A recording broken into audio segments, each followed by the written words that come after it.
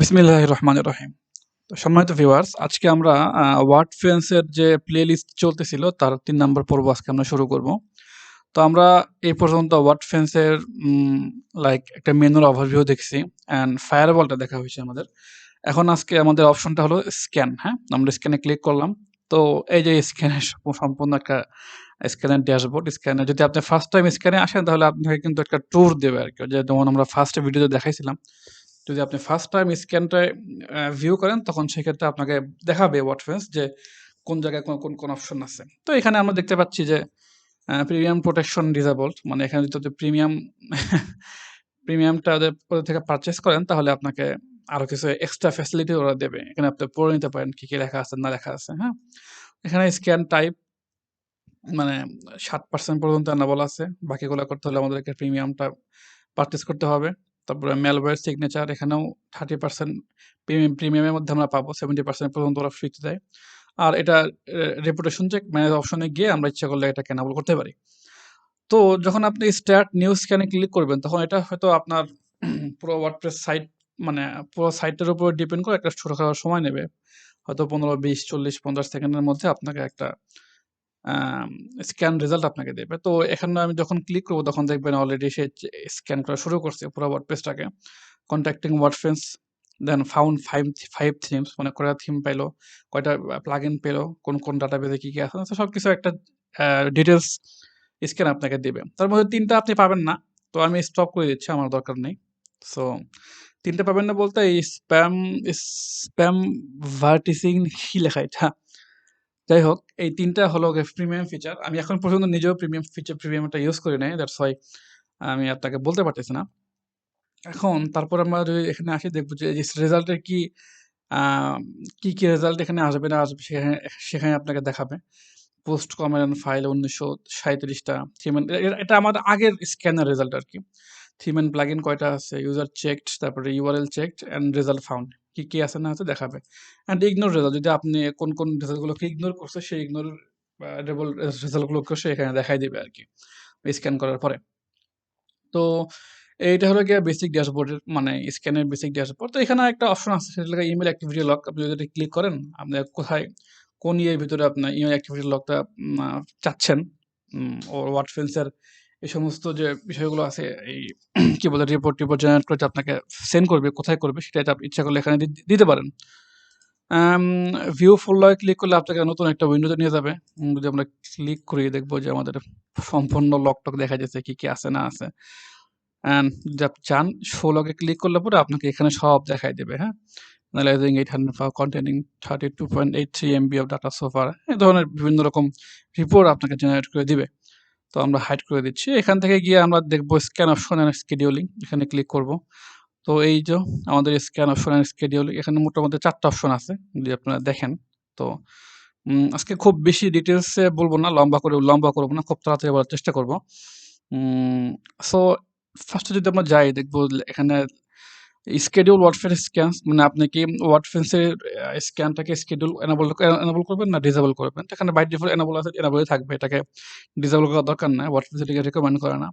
Late Wordfence choose when to scan my site recommended, মানে এটা একটা মানে ওয়ার্ডফেন্সকে আপনি একটা যেকোনো সময় চুজ করার জন্য অ্যালাউ করতেছেন। যেকোনো টাইমে অবশ্যই যেন স্ক্যান করতে পারে এবং স্ক্যান করে আপনাকে রিপোর্ট জেনারেট করে দিতে পারে।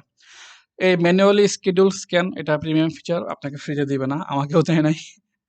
আচ্ছা ঠিক আছে। এরপরে দেখব বেসিক স্ক্যান টাইপ অপশন। এখানে আমার ৪ টা অপশন আছে। Custom scan. এখানে কাস্টম স্ক্যান এনেবল করার কারণ হলো কি, আমি জেনারেল অপশনগুলোকে কিছু কাস্টমাইজ করার কারণে এখানে চলে আসছে। আপনি এখান থেকে চাইলে স্ট্যান্ডার্ডটাকে সিলেক্ট করে দিবেন, কারণ এটা হলো গিয়ে রিকমেন্ডেড। লিমিটেড স্ক্যান অবশ্যই আপনি দিবেন না। আর হাই সেনসিটিভটা দিবেন না এইজন্য, কারণ দেখা যাচ্ছে যে ও তাহলে আপনার অনেক এমন ছোট বিষয়গুলোকে স্ক্যান করবে যেটা আপনার কাছে অতটা ইউজেবল না। লাইক তখন আপনার অনেক সমস্যা পোহাতে হবে। সো এজন্য এটাকে, যদি এমন হয় যে আপনার সাইটটা হ্যাক হয়ে গেছে বা হ্যাক হওয়ার সম্ভাবনা আছে বা চলতেছে, সেক্ষেত্রে আপনি হাই সেনসিটিভটা অন করে দেবেন। তাছাড়া দরকার নেই আসলে। জেনারেল অপশনে কিছু বিষয় আছে খুব ইম্পোর্টেন্ট। এগুলো এভাবে রাখাটাই উচিত। এর চেয়ে চেঞ্জ করা ঠিক না। তারপর আমি জাস্ট একবার ছোট করে বলে দিচ্ছি এগুলোর কি কাজ। আচ্ছা, এটার কাজ হলো গিয়ে আপনার scan for misconfigured how does Wordfence get API, মানে আপনার কোন ইউজার আসতেছে, কিভাবে ইউজারদের ডাটাগুলোকে কালেক্ট করতেছে, ইউজারদের এপিআই গুলোকে কালেক্ট করতেছে, এটাকে অন করলে সেটা আপনি দেখতে পাবেন। তারপরে publicly accessible configuration, backup or lock files, যে সমস্ত ব্যাকআপ বা লক ফাইলগুলো পাবলিকলি অ্যাক্সেসিবল সেগুলো স্ক্যান করবে কি করবে না। তারপরে পাবলিকলি অ্যাক্সেসিবল কোয়ান্টাইট ফাইলস, এটাকে অ্যাক্সেস করবে কিনা।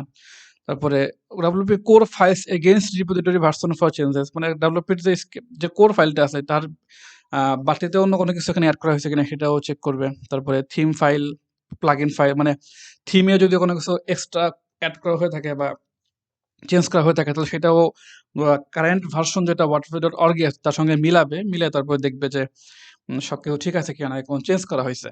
আর তারপরে প্লাগইনের ক্ষেত্রেও সেম। তবে যদি এগুলা কোনো কমার্শিয়াল প্লাগইন হয়, মানে কোনো প্রিমিয়াম প্লাগইন হয়, সেক্ষেত্রে কিন্তু ও তারপরেও চেক করবে কোনো ম্যালিশিয়াস বা অন্য কোনো ধরনের এক্সটার্নাল স্ক্রিপ্ট আছে কিনা এটাও চেক করবে। যদি আপনি এগুলোকে অন করে দেন। তো যেহেতু বাই ডিফল্ট অফ করা আছে, আপনি চাইলে এনেবল করতে পারেন। কারণ আমরা দেখা যাচ্ছে বিভিন্ন প্লাগইনে বা থিমে কিন্তু প্রায়শই বিভিন্ন কোড এড করে থাকি, দ্যাটস ওয়াই এটাকে ডিসেবল করে রাখাটা বেটার। তারপর WP admin and WP includes for files not bundled with WordPress. WP admin এবং WP includes এই দুইটা ফাইল কিন্তু WordPress এর কোরের সঙ্গে রিলেটেড। সো আপনি যদি চান এটাকে অফ করতে পারেন, তবে অফ না করাটাই রেকমেন্ডেড। কারণ যেহেতু WordPress এর কোর, যদি এটার মধ্যে কোনো মডিফিকেশন হয়ে থাকে তাহলে সেক্ষেত্রে আপনি স্ক্যান রেজাল্ট দেখতে পাবেন আর কি।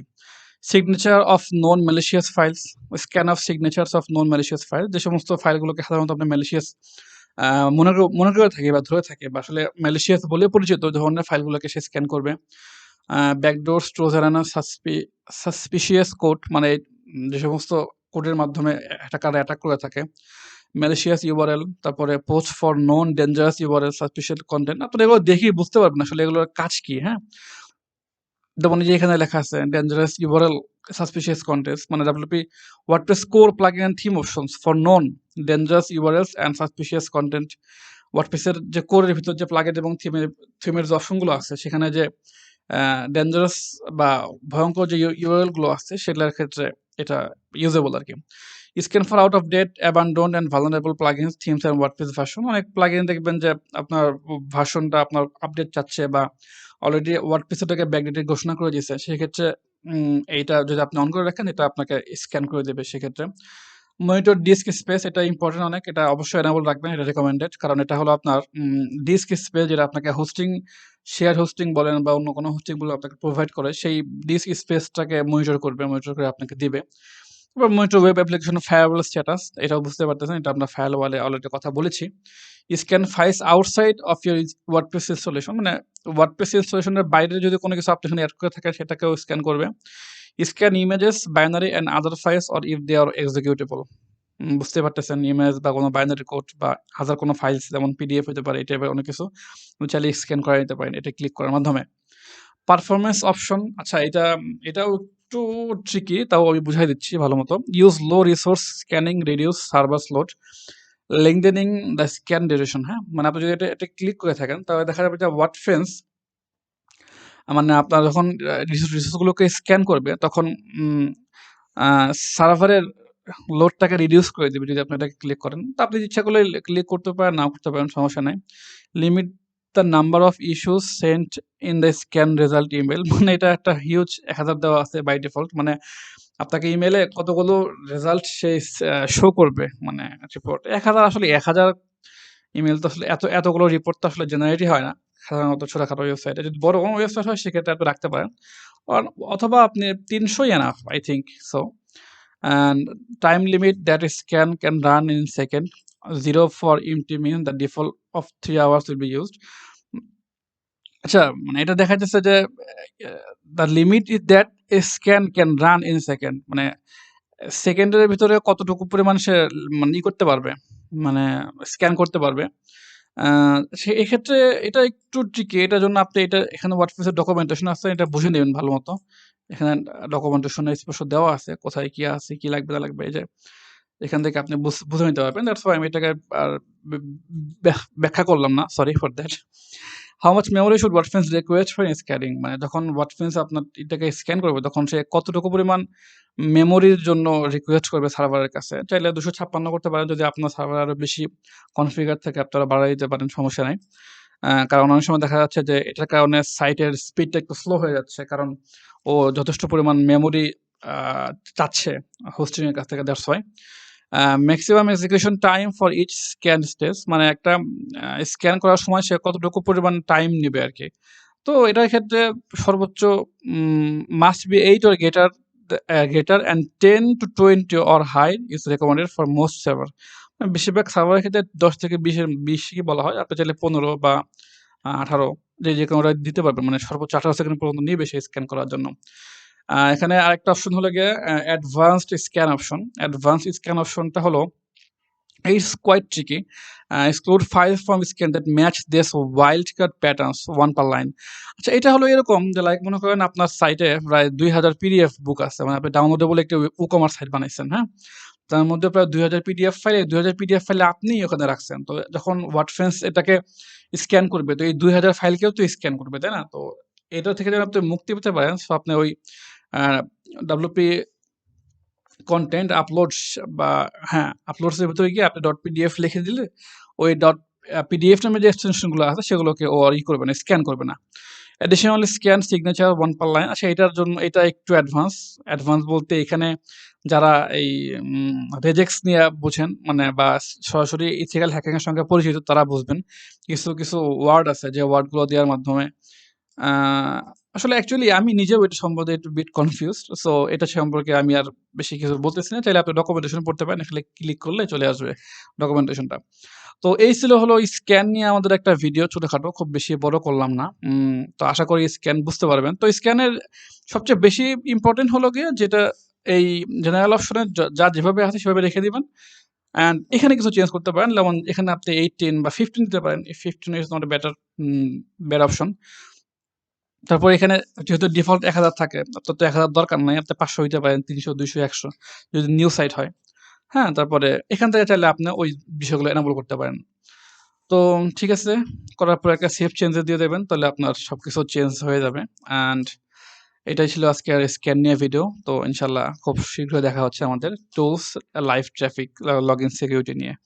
তো ভালো থাকবেন। Bye, by.